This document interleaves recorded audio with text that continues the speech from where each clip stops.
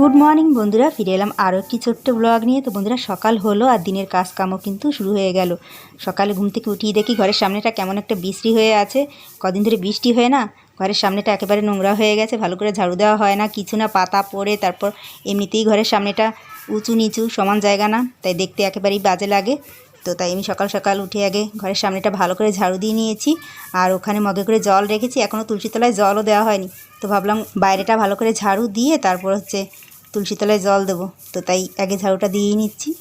সত্যি কথা বলতে কাজ করলে কিন্তু কাজের আর অভাবই হয় না। এসব করে রেখে আবার যেতে হবে নিশাকে স্কুলে রাখতে। তো ওকে স্কুলে রাখতে যাওয়ার আগে ভাবলাম ভিজে জামা কাপড়গুলো একটু বাইরে মেলে দিয়ে যাই। এই কদিন তো শুধু বৃষ্টিই নেমেছে, একটানা বৃষ্টি হয়েছে, শুধু রোদ ওঠেনি একটুও। তো আজ দেখছি বেশ ভালোই রোদ উঠেছে। তো তাই জামা কাপড়গুলো বাইরে একটু মেলে দিয়ে যাচ্ছি, একটু হলেও শুকাবে। বলা যায় না, আবার বৃষ্টি নামতে পারে, আবার মেঘ করবে, আবার শুরু হয়ে যাবে বৃষ্টি। এমন হতেই পারে, এরকমটাই হয় প্রতিদিন। তো তাই আমি জামা কাপড়গুলো বাইরে ভালো করে একটু মেলে দিয়ে যাচ্ছি।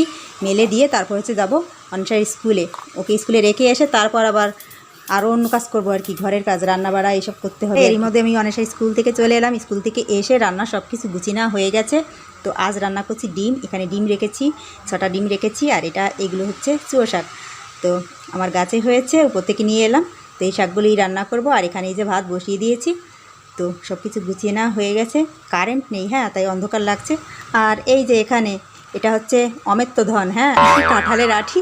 এগুলো কিন্তু ফেলি না, হ্যাঁ, কাঁঠাল পচে গেলে ফেলে দিই, তাতে অসুবিধা নেই। তবে আটিগুলো কিন্তু ফেলা যাবে না, বীজ যাকে বলে, এই বিচিগুলো রেখে দিই, কাঁঠালের বিচি। এটা খুব ভালো একটা তরকারি আমার জন্য, হ্যাঁ, আমি খুব ভালোবাসি কাঁঠালের বিচির তরকারি খেতে।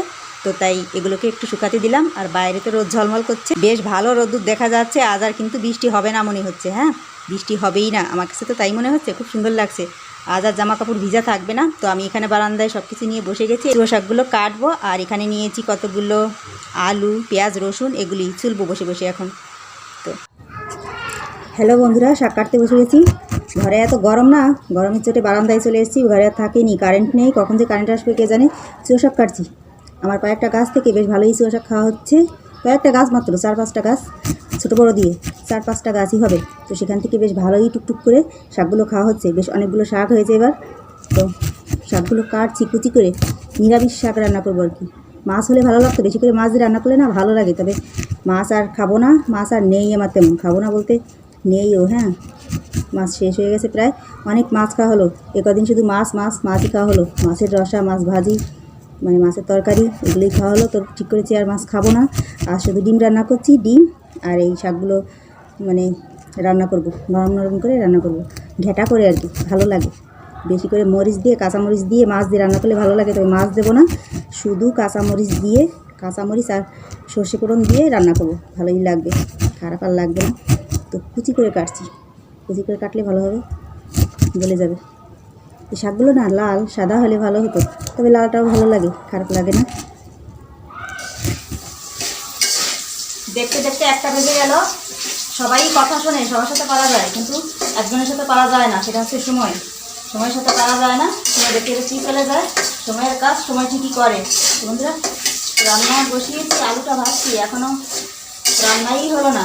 সবে সেই ডিমের তরকারিটা বসাচ্ছি, ভাতটা তো হয়েই গেছে। এখানে আলুটা ভাজি হয়ে গেছে, ভাবছি ডিমের তরকারিটা ওইখানে বসিয়ে, মানে ইন্ডাকশানে বসিয়ে, তারপরে শাকটা এখানে রান্না করবো, তা নাহলে দেরি হয়ে যাবে। ডিমটা এখনও ভাজা হয়নি, আলুটা নামিয়ে তারপরে ডিমটা ভাজবো।